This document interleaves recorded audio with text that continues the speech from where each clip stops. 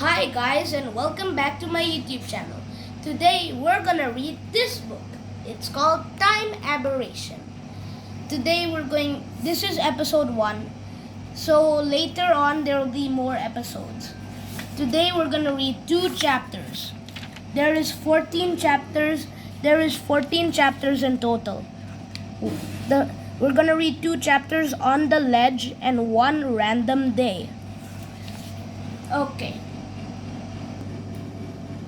Okay, let's start. This is called On the Ledge. Jeff was an intelligent boy. He had never done anything wrong to anyone. He always wanted good for everyone. Okay? This probably is a sad story or something. I don't really know. Okay. Everything seemed so right. It was in the night when Jeff thought he had to end everything. Is bro gonna do suicide? Jeff saw the view from the top of the tallest building in the city. Wow, that must be cool. He was on the rooftop of City Plaza. What does the plaza mean? Can you tell me in the comments? The view from there was simply beautiful. He had never seen the city so beautiful, and yet there was darkness in his thoughts. This is probably in New York or something, I don't really know. Somehow, he managed to climb up to the rooftop, dodging all the security. Remember when I said that there's 2 chapters? I'm actually doing 1. I lied to you. Ha ha ha ha. I lied to you. Ha ha ha ha. Okay. It was past midnight when most of the people were at home asleep. Okay, I'm not gonna put my hand anymore. And few were with their loved ones sleeping peacefully. Few might be traveling to reach home. He could barely hear the honking of the traffic from this height. He could see the whole map of the city. In a 360-degree view from the rooftop. In the darkness, the lights coming out from the window and each and every flat was actually defining the structure of the buildings. It was winter and he could actually sense the cool breeze cutting his bearded cheeks. The wind up there was so strong that his trousers and gray-colored jacket were not letting him stand still. He could hear the voice of his, "I'm gonna wait for 1 minute."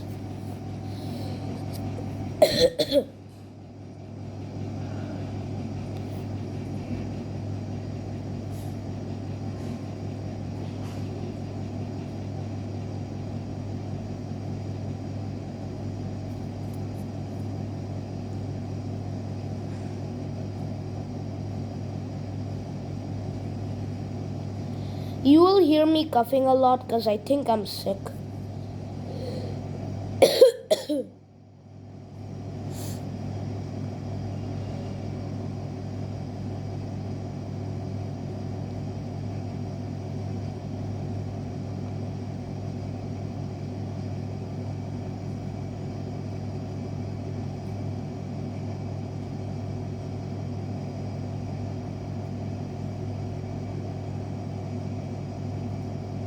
Okay, 1 minute is over. Let's start the next page.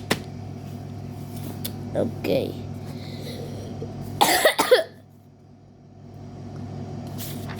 One minute, let's go back over here and see. He could hear the voice of his clothes shouting against the powerful wind like a blade on a chopper. He had already made up his mind and started walking towards the ledge. He was just a few steps away and he would be ending his life soon. He had done his calculation and nothing had worked out. There was only one thought in his mind, which was about his existence. Hey, what's wrong with his existence? He knew what he was doing was completely, insanely wrong. But somehow everything seemed so right when thinking about the pain he was enduring about his existence. God damn, this is true. This is bad. The more he had tried to dig deeper, the more he had fallen into a trap of the untold, strange mystery of his existence. He was destroying himself. He was pow himself. Royally screwing up what should be kept pristine. Right now, he did not give a damn. Bruh. He did not know, he didn't care. Death by jumping from the tallest building was not painless, it was excruciating and terrifying. He had already made up his mind. Just one more step and all the agony of his sorrow will end tonight. No more running from his past or to the future. The feeling of being alone in the world was worse than dying.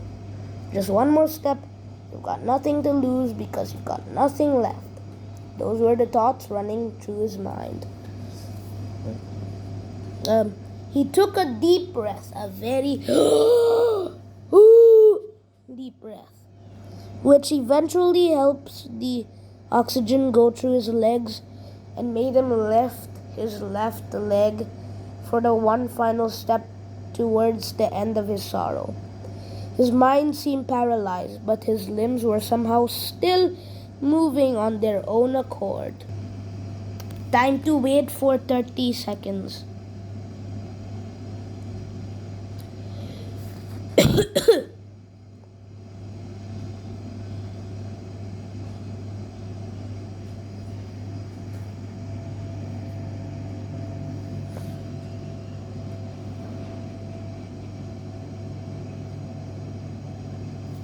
Okay, 20 minutes, 20 seconds over.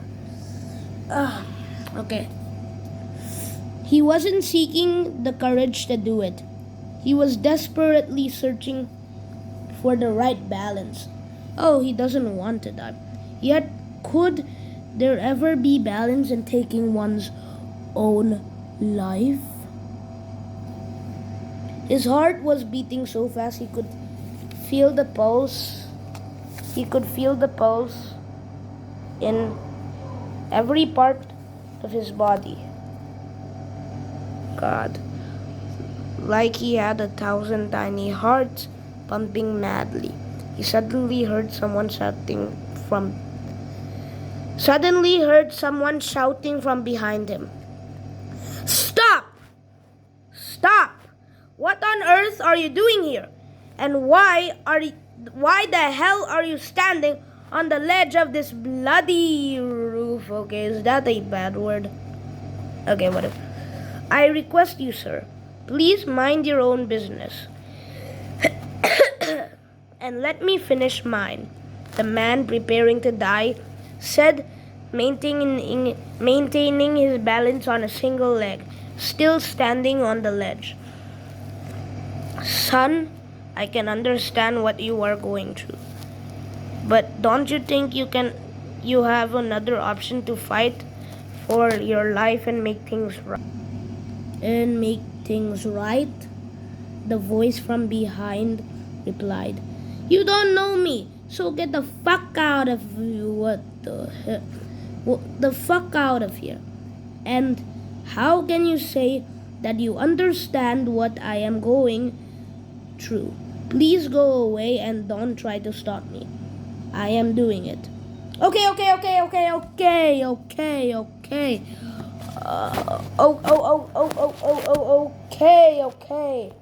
Hang on. You do whatever you want to do, but you do one thing before you take your life. It's not gonna take much longer. Anyhow, what's the hurry? Not that there's a perfect time to die, the voice said. 1 minute. Let's see how much pages are left.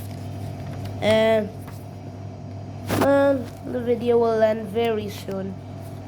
Except it's already been 10 minutes. This is not very soon. Okay, let's do it. Okay. What is it? What is it? The young man brought his left leg back to its original position. He turned around a little bit to see the face of the man who he was talking to all this while. He couldn't see much of him since the man covered himself with a hood and muffler. Hood and muffler.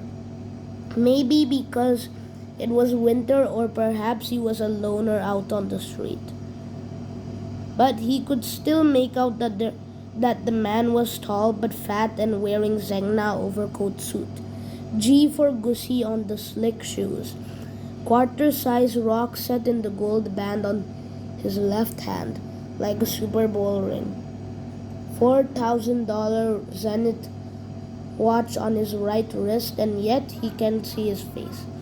He was not a loner, that was confirmed. So...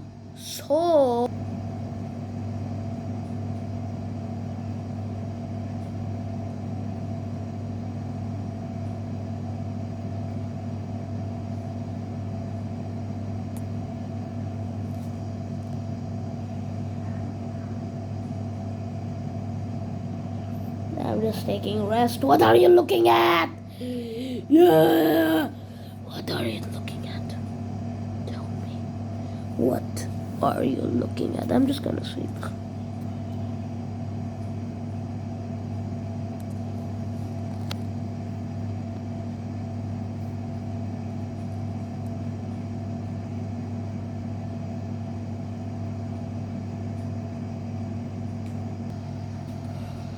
I'm back. Okay, let's start again.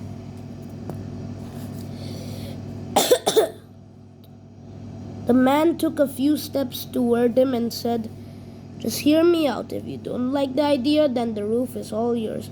You can do whatever you want to, and I will not stop you." "Okay, I'm all ears. I just want to tell you that a few years ago, I too came to this rooftop to do the same thing. But that day something happened and it changed my life. That made me realize that trying to kill myself was all a big mistake. I can understand after everything you have endured in the past, it would be easy to become immune or desensitized to the violence that pervades our lives, and it would be human to want to respond to that agony by giving up your life. Desensitized to the violence that pervades our lives, and it would be human to want to respond to that agony by giving up your life. When I think of all the people I have lost, I remember the choices I was forced to make in light of those tragedies. Some choices were easy, but the important choices, the choices worth making, they were waiting time.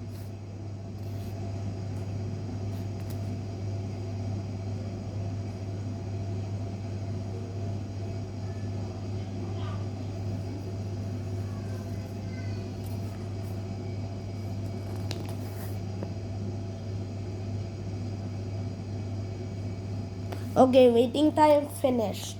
Let's start with this one. One more page remaining and it's finished. Oh man. Okay, let's start. Hard. Wait a minute, let's just check something real quick. They were hard. And hard choices require bravery. Fortunately, we live in the home of the brave. And we don't run from hard choices. We rise up and face tomorrow. Killing yourself is the worst thing you can do to yourself. You just have to be a little more patient, and and one day things will fall into place. The man stopped his motivation midway while fishing out a pack of Mariboros. What is Mariboros? From his pocket. I know what you're trying to say, but living is not an option for me. I have done all the possible calculations, and the best outcome is to jump from this roof. I always wanted to do something big with my life, but I have lost my reason for existing, which you will not understand. Perhaps I should jump now, so better leave me alone. The young man, while looking desperately at the flash of the cigarette getting lit. The older man understood what the other was desiring for, so he asked, "Care for one last cigarette?" He then gave the young man that one last cigarette of his life. The youngster takes it and covers his mouth to light that bitch up for the last time. "I am Rufus Du Bois, by the way," the older man said while extending his hand for a shake. "I am Jeff," the youngster replied, still standing on the edge of the rooftop and looking at Rufus dragging the first puff from his cigarette. "Jeff, just hear me out what I want to say," Rufus said. "You tell me your story. Perhaps I will get a grip on your waiting time."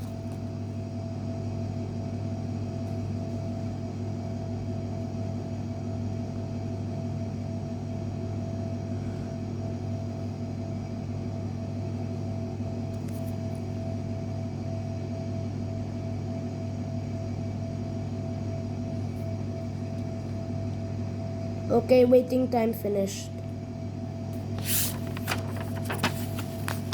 Bang. Wait. Bang. Okay. Situation, and then I will tell you mine. If I find your story worse than mine, then I will not stop you. But if my story is worse than yours, then you have to come down. Can we have a deal, son? Jeff was a little confused and was still thinking about what Rufus had just said. He was a total stranger and neither had he known him nor his pain, but he was so confident that his story would be worse than his. Jeff was more curious to know of his pain rather than jumping from the roof now. It is a human tendency that people tend to find relief if someone else was in worse pain than they. "Okay, let me tell you then," said Jeff, dragging the longest puff of the era from the cigarette. POV him be like,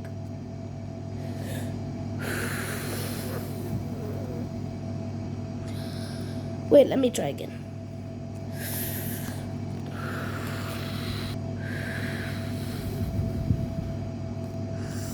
Yeah, that was long enough.